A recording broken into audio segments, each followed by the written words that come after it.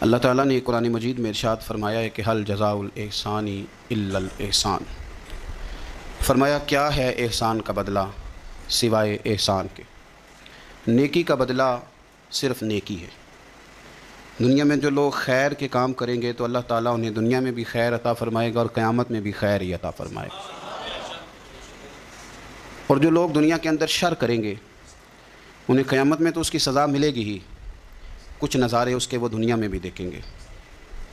ارشاد فرمایا دوسرے مقام پر کہ وَمَن يَعْمَلْ مِثْقَالَ ذَرَّةٍ خَيْرًا يَرَهُ، اگر کوئی ذرے کے برابر خیر کرے گا تو اسے دیکھے گا، اسے وہ دکھائی جائے گی، اور وَمَن يَعْمَلْ مِثْقَالَ ذَرَّةٍ شَرًّا يَرَهُ، اگر ایک ذرے کے برابر شر کرے گا تو اسے بھی دیکھے گا۔ دنیا کے اندر کچھ سزائیں اور کچھ ہمارے حالات کی خرابی کا سبب ہمارے اعمال ہوتے ہیں۔ قرآن مجید نے کہا کہ وما اصابکم من مصیبت فبما کسبت ایدیکم ویعفو عن کثیر، فرمایا جو تمہیں مصیبت پہنچتی ہے تو تمہارے ہاتھوں کے کرتوتوں کے سبب، کسب کے سبب پہنچتی ہے، ویعفو عن کثیر، بہت ساری چیزیں تو ہم ویسے ہی معاف فرما دیا کرتے ہیں۔ زندگی دنیا میں رہتے ہوئے بھی انسان کو کچھ سبق دیتی ہے۔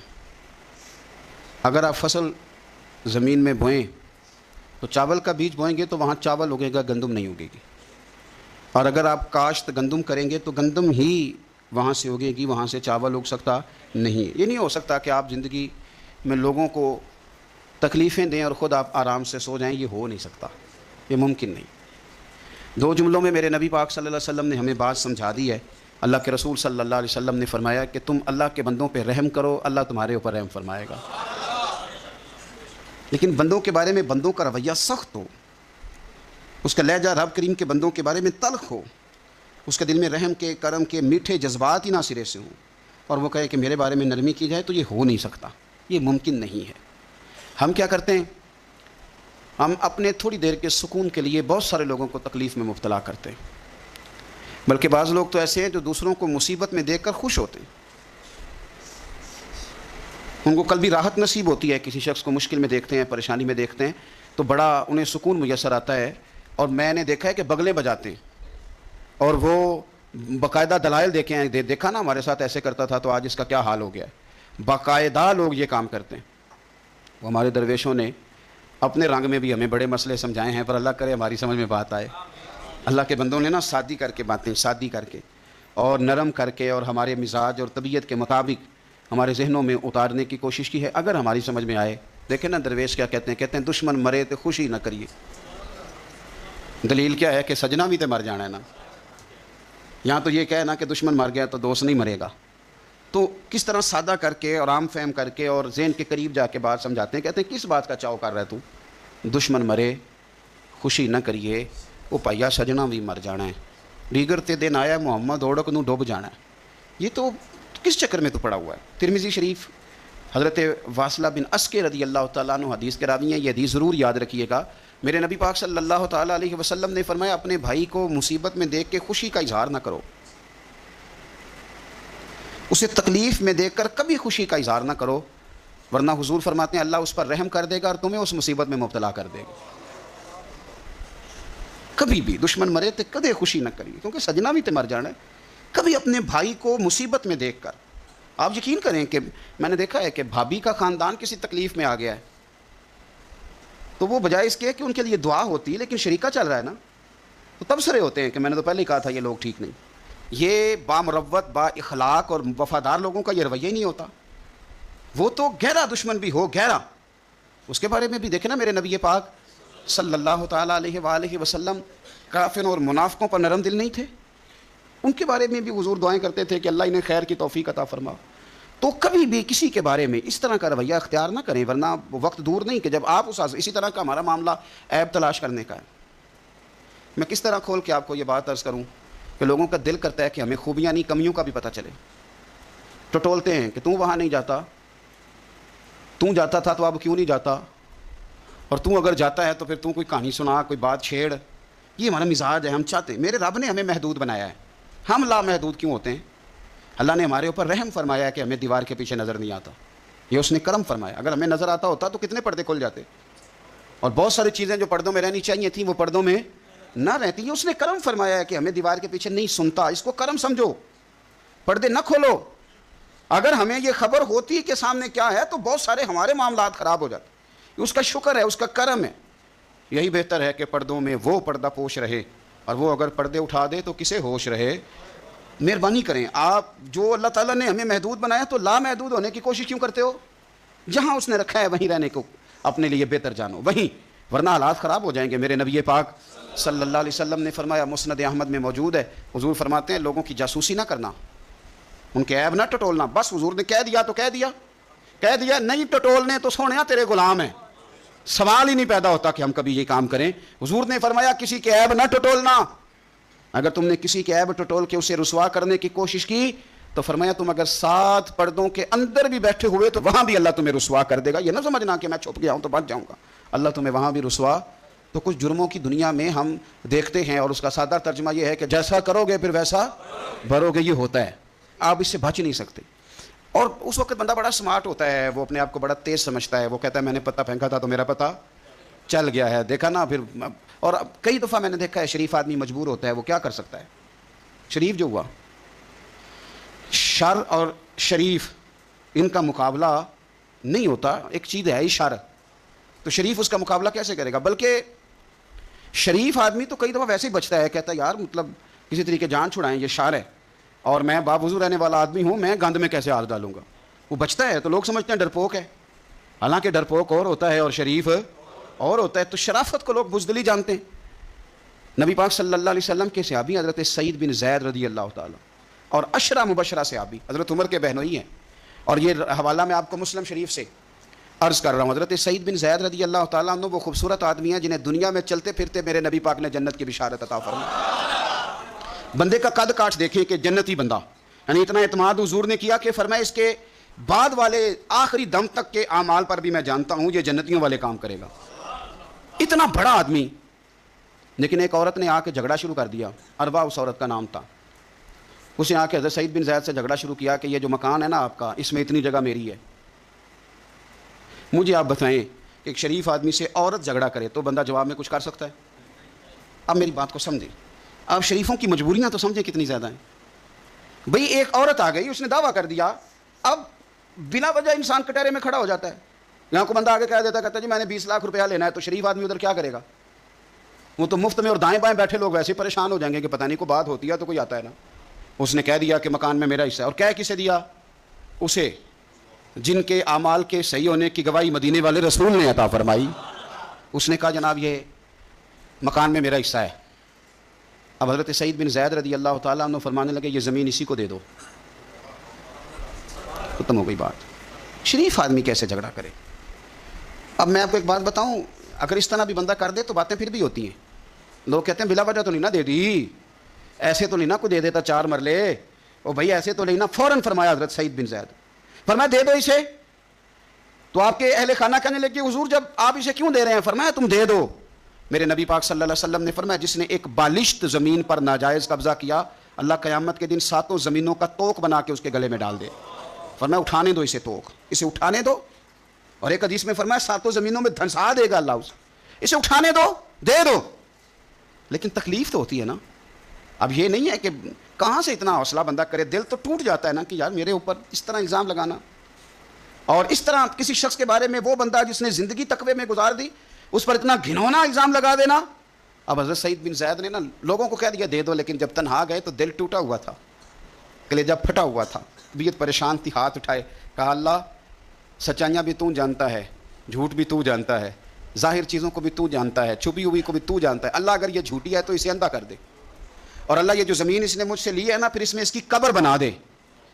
بعض شارحین نے لکھا ہے کہ حضرت سعید بن زید تو پہلے وصال کر گئے, لیکن وہ عورت زمین تو لے لی, گھر میں رہتی تھی پر اندھی ہو کے رہتی تھی, ڈھونڈتی پھرتی تھی, دائیں بائیں جاتی تھی. تو لوگ اسے کہتے تھے کیا بنا؟ کہنے لگے کچھ نہ پوچھو, مجھے سعید بن زید کی دعا لگ گئی ہے, مجھے لگ گئی دعا.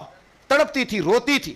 کنواں کھدوایا ہوا تھا, امیر لوگوں نے گھر میں کنواں کھدوایا ہوا تھا, تو یوں لگتا ہے کہ پانی بھی کوئی نہیں پلاتا تھا, کوئی نواسا نواسی پوتا پوتی بھی قریب نہیں آتا تھا. پانی پینے کے لیے کنویں میں گئی تو اندر ڈوب کے مر گئی. اس کا گھر ہی اس کی قبر بن گیا. دیکھیں نا, لوگ اس وقت سمجھ رہے ہوتے ہیں کہ جناب دیکھا نا میرا پتہ چل گیا, ہنس رہے ہوتے ہیں کہ دیکھا میں نے کتنا رسوا کر دیا, دیکھا پھر فلانا کتنی منتیں کر رہا تھا, دیکھا, اور تمہیں پتہ نہیں. تم کیا سمجھتے ہو کہ جس کو تم نے رسوا کرنا چاہا اس کا کسی جو ہے وہ وزیر مشیر اور بڑے آدمی سے تعلق نہیں تھا تو وہ تمہارے ہتھے چڑھ گیا؟ یاد رکھنا, اگر اس کا وزیروں مشیروں سے تعلق نہیں نا غریب کا, تو اللہ ولی الذین آمنوا, اللہ تو وارث ہے کہ نہیں مومنوں کا؟ اللہ تو وارث ہے کہ نہیں مومنوں کا؟ نبی پاک تو والی ہیں کہ نہیں اپنی امت کے؟ تو تم کس طرح سمجھتے ہو کہ بندہ وارث شاہ مان کری نہ وارثہ دا, رب بے وارثہ کر کے مار دے. تو ہم جب چل رہے ہوتے ہیں نا تو پھر تو ہماری قد کاٹ کا کون مقابلہ کرے, اور جب ہم چڑھ جائیں ہوا کے گھوڑے تو پھر کون ہمارا رخ پھیرے. لیکن یاد رکھنا ایک عدل کرنے والی ذات ہے, جب لگامیں کھینچتی ہے تو پھر لوگوں کو کوئی چارہ, اپنی زندگی کے اندر کبھی بھی کوئی کام ایسا نہ کریں, کبھی بھی. آگے بڑھتا ہوں. بصرے کا گورنر حجاج بن یوسف بڑا ظالم آدمی تھا. تو حضرت سعید بن جبیر رضی اللہ تعالیٰ عنہ ایک کتابی بزرگ تھے, تو آپ نا اس کے غلط کاموں پہ اسے ٹوکا کرتے تھے. ہمارا یہ مسئلہ ہوتا ہے کہ جب ہمیں کوئی ٹوکتا ہے تو ہمیں ضد چڑھتی ہے, یہ نہیں دیکھتے کہ میں پہلے دیکھ لوں میری کہیں کوتاہی پہ تو نہیں ٹوک رہا. وہ ظالم تھا, آپ اسے ٹوکتے تھے. تو جب روک ٹوک ہونے لگی تو یہ جو بادشاہ قسم کے لوگ ہوتے ہیں ان کی خواہش ہوتی ہے کہ ہمیں پوچھنے والا کوئی نہ ہو. روک ٹوک بڑی تو اس نے بلا لیا حضرت سعید بن جبیر رضی اللہ تعالیٰ عنہ کو, بلا کے کہنے لگا میں آپ کو قتل کروں گا. تو آپ فرمانے لگے جس طرح تو مجھے قتل کرے گا نا, میرا رب بھی تجھے اسی طرح ہی قتل کرے گا. اللہ والے تھوڑا کسی سے ڈرتے ہیں, وہ اسی طرح تجھے قتل کرے گا. کہنے لگا حضرت سعید بن جبیر رضی اللہ تعالیٰ عنہ سے کہ اگر آپ مجھ سے معافی مانگ لیں گے تو میں آپ کو چھوڑ دوں گا. آپ فرمانے لگے معافی تو میں روز مانگتا ہوں پر صرف اپنے رب سے, تجھ سے کاہے کی معافی مانگوں, کس بات کی تجھ سے معافی مانگوں. کہنے لگا پھر آپ باز جلاد سے کہنے لگا اسے قتل کرو. آپ نے ہنسنا شروع کر دیا. تو وہ کہنے لگا ہنستے کیوں ہو؟ فرمانے لگے تیری جرت پہ ہنس رہا ہوں کہ خدا کا کمزور بندہ ہو کے تو کس طرح کی جرت کے ساتھ باتیں کر رہا ہے کہ میں تجھے قتل کرا دوں گا.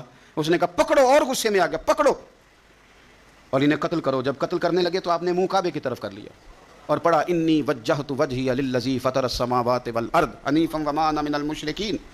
کعبے کی طرف منہ کر کے یہ دعا پڑھی تو کہنے لگا اچھا اس کا رخ پھیر دو کعبے سے. تو آپ کا جب رخ پھیرا تو آپ فرمانے لگے تو بڑا ہی بیوقوف ہے, فَإِنَّمَا تُوَلُّوا فَثَمَّ وَجْهُ اللَّهِ, تمہیں پتہ نہیں منہ جدھر بھی کرے اللہ ادھر ہی ہوتا ہے.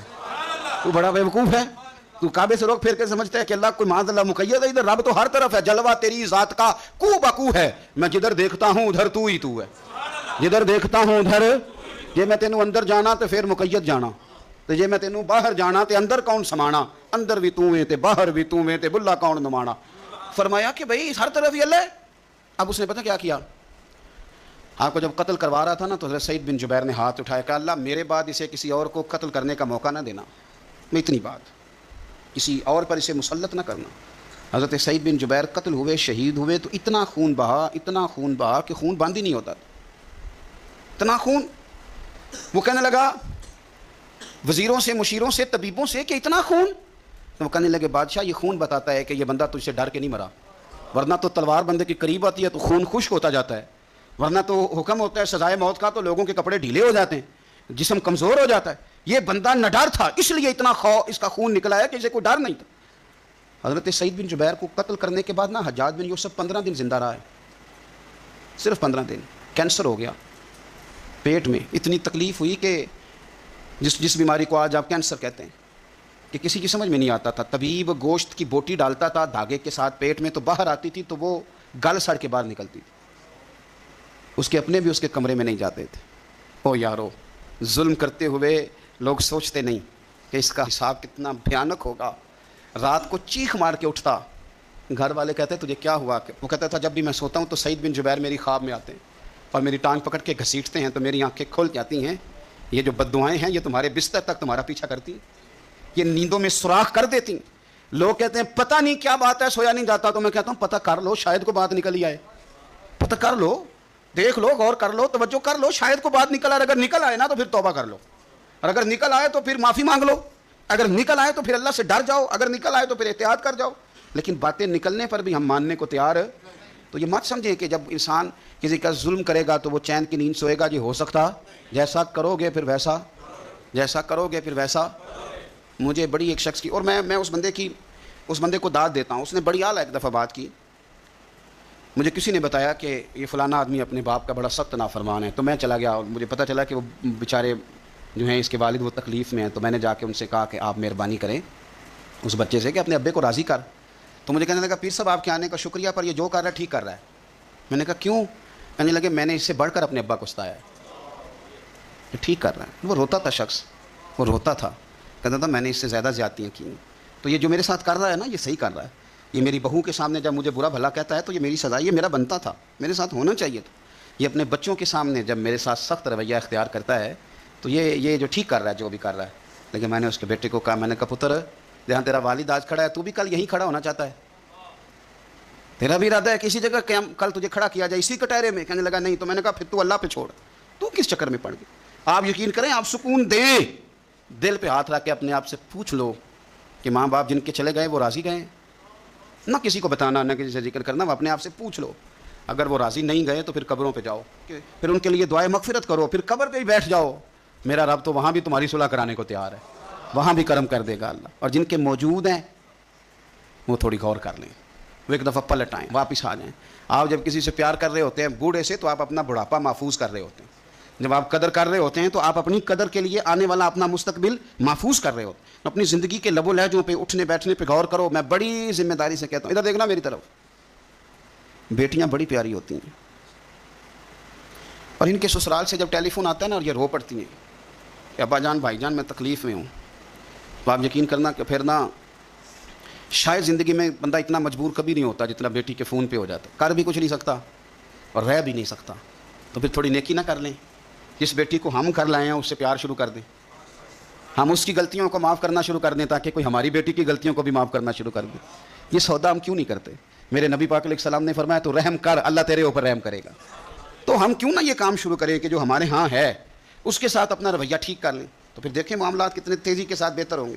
تو میرے عزیز, یہ مکافات عمل ہے, بڑی جلدی حساب دینا پڑتا ہے, بڑی جلدی, اور ایسے ہی لمبا وقت نہیں بیتتا, بس تھوڑا سا. بخاری شریف میں حضرت خباب بن ارت رضی اللہ تعالیٰ عنہ ایک صحابی ہیں, غریب آدمی تھے, اللہ نے کرم فرمایا, مدینے والے رسول کا کلمہ پڑھ گئے. اور یہ وہ خوش قسمت آدمی ہے جنہیں کبھی کبھی میرے نبی پاک خود ملنے تشریف لے جایا کرتے.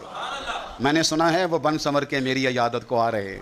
تو کبھی کبھی نا, کبھی کبھی حضور بھی سرکار بھی چر ہویا نا مینوں ترلے لیندے ہاں, تے کدی موڑ میرے ول واگا, تے خواب میری ایک وار جاویں میں ساری عمر نہ جاگاں. تو سرکار کبھی کبھی جاتے. اور یہ وہ صحابی ہے, دو بندے ایسے تھے صحابہ میں جن کو حضرت عمر اٹھ کے ملتے تھے, اور جب یہ دو لوگ آتے تھے تو عمر اپنی جگہ پہ بٹھاتے تھے. ایک حضرت خباب اور دوسرے سیدنا بلال. فرماتے تھے انہوں نے تکلیفیں صحیح ہیں دین کے لیے. حضرت خباب لوہے کا کام کرتے تھے, ان کی مالکن عمار بڑی سخت عورت تھی, لوہے کا کام کرتے تھے. حضور صلی اللہ علیہ وسلم کا کلمہ پڑھ گئے. ایک دن مالکن کو پتہ چل گیا کہ یہ تو دین اسلام میں چلا گیا, تو وہ آئی بڑے غصے میں باولی ہو کر, اور آپ نے رکھا ہوا تھا وہ لوہے کی سلاخ آگ میں رکھی ہوئی تھی, تو اس نے جلدی سے وہ سلاخ اٹھائی اور جناب خباب کے سر پہ رکھ دی. جلتی ہوئی سلاخ وہ آگ کا انگارہ بن جاتی, جل گیا سر مبارک. بڑی تکلیف میں آئے میرے رسول پاک صلی اللہ علیہ وسلم کے حضور, عرض کی حضور میں تکلیف میں ہوں, میرے لیے دعا فرمائیں.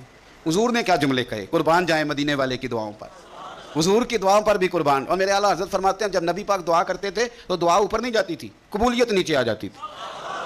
خدا کی رضا چاہتے ہیں دو عالم, خدا چاہتا ہے رضائے محمد صلی اللہ علیہ وسلم. اجابت کا جوڑا, عنایت کا صحرا, دلہن بن کے نکلی دعائے محمد, اور اجابت نے جھک کر گلے سے لگایا بڑی ناز سے جب دعائے محمد صلی اللہ علیہ.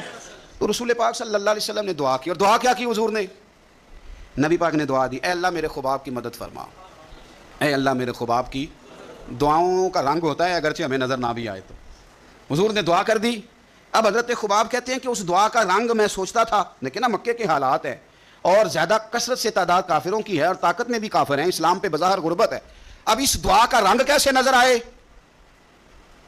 لیکن اگر کرم کرنے والا اللہ ہو تو پھر ضروری نہیں کہ ظاہری اسباب لوگوں کی نظر میں آئیں, پھر وہ رنگ بنا لیتا ہے, پھر وہ ساری رحمتیں خود بخود فرما دیتا ہے. حضرت خباب کہتے ہیں وہی میری مالکن عمار بیمار ہو گئی, اتنی بیمار ہوئی, اس کے سر میں کوئی درد اٹھا, اتنی تکلیف کہ ہر طبیب ہر حکیم ہر جگہ گئی, جب کوئی نتیجہ نہ نکلا تو ایک طبیب نے اسے بتایا کہ سلاخ گرم کر کے نا تو سر پہ لگوایا کر, تجھے آرام آئے گا.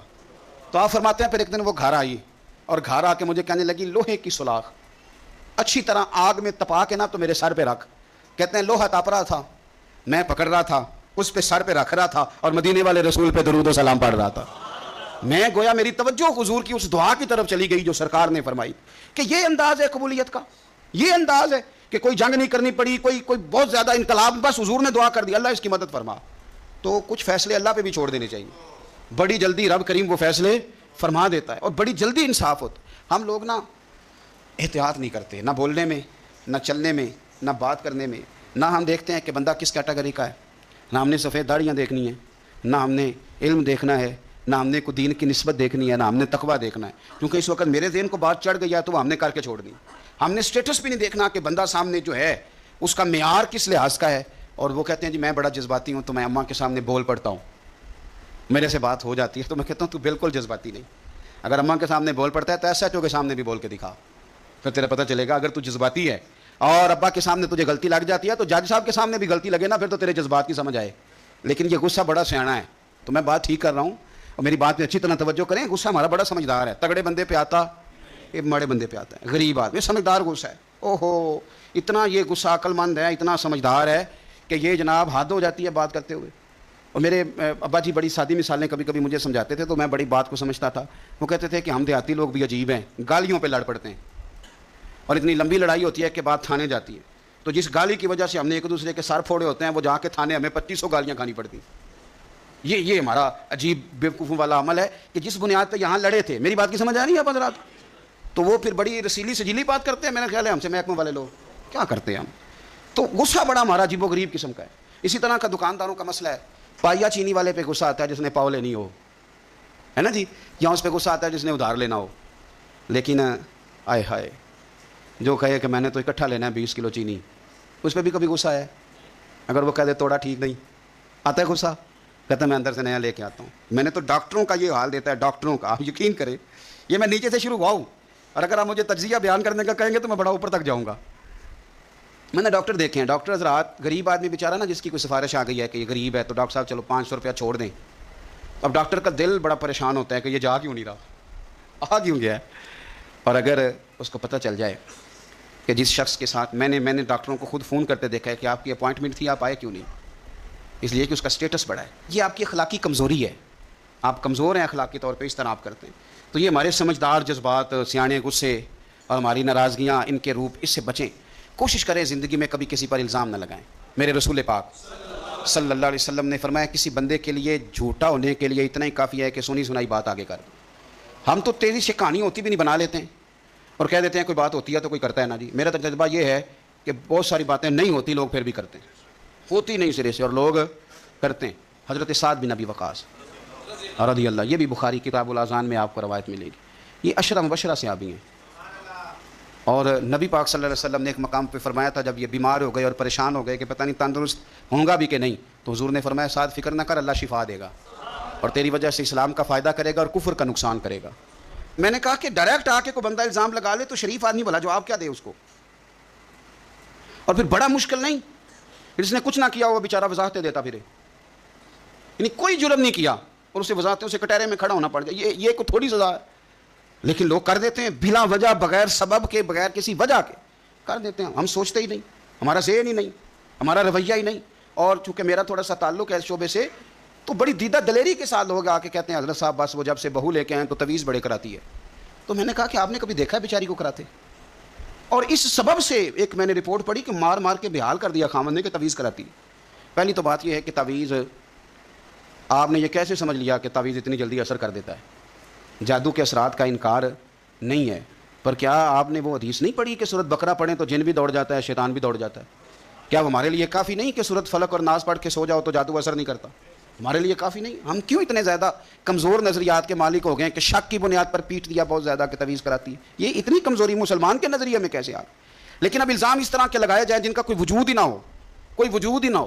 وہ جی یہ اسی طرح کے الزام بیٹی لگاتی ہے، وہ کہتی ہے کہ اس کو نا اس کے ماں باپ سکھاتے ہیں، پڑھاتے ہیں. تو میں نے کہا کبھی تم نے سنا ہے پڑھاتے ہوئے؟ کہتی نہیں. وہ بیٹھا تو ہوتا ہے نا رات کو جا کے. تو میں نے کہا وہ تو جب سے پیدا ہوا ہے اماں کے پاس ہی بیٹھا ہوا ہے. تو یہ بغیر سبب کے بلا وجہ اور وضاحتیں دیتی پھرتی ہے بیچاری بوڑھی اماں کے نہیں میں ایسی نہیں ہوں. کیوں کٹہروں میں لوگوں کو کھڑا کرتے ہیں؟ اخلاقی رویے بلند کریں اور سوچ سمجھ کے بات کریں، سوچ سمجھ کے. حضرت سعد بن ابی وقاص، حضور صلی اللہ علیہ وسلم نے کتنی اس شخص کی عظمتیں بیان کی. عشرہ مبشرہ صحابی ہیں، لیکن آپ پر ایک شخص نے نا 3 الزام لگا دیے. اور شاید میں نے پہلے بھی کہا تھا کہ لوگ بڑے سیانے ہیں، کعبے کے اندر سے مٹی لے کے بت بنا لیتے ہیں. اور یہ کسی کو کیسے معاف کریں گے؟ انہوں نے تو جناب مریم سلام اللہ علیہا پہ بھی الزام لگا دیے، حضرت عیسیٰ کی والدہ مریم پہ بھی. وہ کسی شاعر نے کہا تھا مخلوق تو فنکار ہے اس درجہ کے پل بھر میں، سنگے در کعبہ سے بھی اسنام تراشے، اور تم کون ہو کیا چیز ہے داغ قبا بھی، لوگوں نے تو مریم پہ بھی الزام تراشا۔ یہ معافی دیتے ہیں کسی کو؟ بس ہو گئے پیچھے تو ہو گئے۔ 3 الزام حضرت سعد بن ابی وقاص پہ لگا دیے۔ پہلا الزام یہ لگایا کہ حضرت سعد بن ابی وقاص جو ہیں یہ مال غنیمت برابر تقسیم نہیں کرتے، اور دوسرا الزام یہ لگایا کہ لشکر اسلام کو بھیج دیتے ہیں، خود ساتھ نہیں جاتے، اور تیسرا الزام یہ لگایا کہ مقدمات کے فیصلے میں عدل سے کام نہیں لیتے۔ ایک یہ کہ یہ لشکر کے ساتھ خود نہیں جاتے، ایک مقدمات کا فیصلہ عدل سے نہیں کرتے، اور تیسرا یہ کہ یہ مال غنیمت عدل سے تقسیم ہے۔ حضرت سعد بن ابی وقاص کو بڑی تکلیف ہوئی، ہاتھ اٹھائے، کہا اے اللہ اگر یہ جھوٹا ہے نا تو اس کی عمر لمبی کر دے، اس کے فقر میں اضافہ کر دے، اسے فتنوں میں مبتلا کر دے۔ دعا کر دی، بات ختم ہو گئی۔ حضرت سیدنا عبد الملک بن عمیر تابی بزرگ ہیں رضی اللہ تعالیٰ عنہ، فرماتے ہیں میں نے اس بوڑھے کو دیکھا جس کے لیے حضرت سعد بن ابی وقاص نے دعائیں کی تھیں۔ اس نے 3 الزام لگائے تو آپ نے جواب میں 3 دعائیں دیں۔ آپ نے کہا اے اللہ اس کی عمر لمبی فرما، فقر میں اضافہ کر، اسے فتنوں میں مبتلا کر۔ آپ فرماتے ہیں میں نے اسے دیکھا اتنا بوڑھا ہو گیا تھا، کمر جھک گئی تھی، یہ بھمیں اس کی آنکھوں پہ آ گئیں، چلا نہیں جاتا تھا، اور کبھی وہ مالدار ہوتا تھا، پر حضرت سعد بن ابی وقاص کی دعا نے اتنا پیچھا کیا کہ در در کی بھیک مانگنے پہ مجبور ہو گیا، اور بڑھاپے میں بھی اس کے فتنے کا یہ عالم تھا کہ ضعیف ہو گیا، عورت کی خواہش رہی نہیں وجود میں، لیکن پھر بھی راہ جاتی عورت کو چھیڑ دیتا تھا، اور یقیناً پھر اس کی وجہ سے وہ مار کھاتا تھا چوکوں اور چوراہوں میں۔ تو لوگ اسے کہتے تھے کہ تو اس عمر میں بھی باز نہیں آتا، تو وہ کہتا تھا میں تمہیں کیا بتاؤں، سعد بن ابی وقاص کی دعائیں میرا پیچھا کرتی ہیں، وہ میں نے ان کو تکلیف دی تھی، تو آج تک میں فتنے میں مبتلا ہوں، فتنے میں کہ میں جاتی جاتی خاتون کو پتہ نہیں مجھے کیا ہو جاتا ہے، اور پھر مجھے بے عزتی کا منہ دیکھنا پڑتا ہے اور رسوائی کا۔ تو کیوں لوگ بد دعائیں لیتے ہیں، اور کیوں کر کے لوگ اتنا سخت اپنے آپ کو بنا لیتے ہیں کہ وہ نیک صالح اور پاک لوگوں کے بارے میں بھی ان کے نظریات اس طرح کے ہو جاتے۔ خدا را زندگی میں بڑی تکلیفیں آ جائیں گی اگر ہم ان چیزوں سے نہیں بچیں گے۔ یاد رکھیں جیسا کریں گے پھر ویسا بھریں گے، بولیں بھی سوچ کے، چلیں بھی سوچ کے، مخالفت بھی کریں تو سوچ کے، اور اتنی جتنی کسی کی بنتی ہے۔ الزام بھی لگائیں تو خدا را اللہ سے ڈر کے، فٹافٹ نہیں، جلدی نہیں۔ آپ ہر چوتھے بندے کے بارے میں لوگ نہیں کہہ رہے فلانا پیسے کھاتا ہے، یہ آپ نے دیے ہیں، یا آپ گواہ بنے ہیں جب وہ کھا رہا تھا، آپ نے یہ کیسے بات کر دی؟ تو ہم تیزی کے ساتھ اس طرح کے اعمال اکٹھے کر رہے ہیں کہ جو ہمارے لیے اذیت کا سبب بنیں گے۔ میرے رب نے فرمایا احسان کرو، نیکی کرو، تاکہ بدلے میں تمہیں بھی نیکی ملے۔ حل جزاء الاحسان الا الاحسان، کیا ہے نیکی کا بدلہ سوائے نیکی کے؟ اپنی زندگی میں کوشش کریں کوئی بد دعا نہ لیں، کسی کو اتنی تکلیف میں مبتلا نہ کریں کہ پھر وہ رب کریم کے دروازے پہ جھکے اور ہمارے لیے وہ بد دعائیں کرے۔ اللہ کے حضور حاضر ہوں، کوشش کریں کہ بھولے سے بھی کسی شخص کو ہماری وجہ سے تکلیف نہ پہنچے۔ اللہ ہمیں سمجھنے کی توفیق عطا فرمائے۔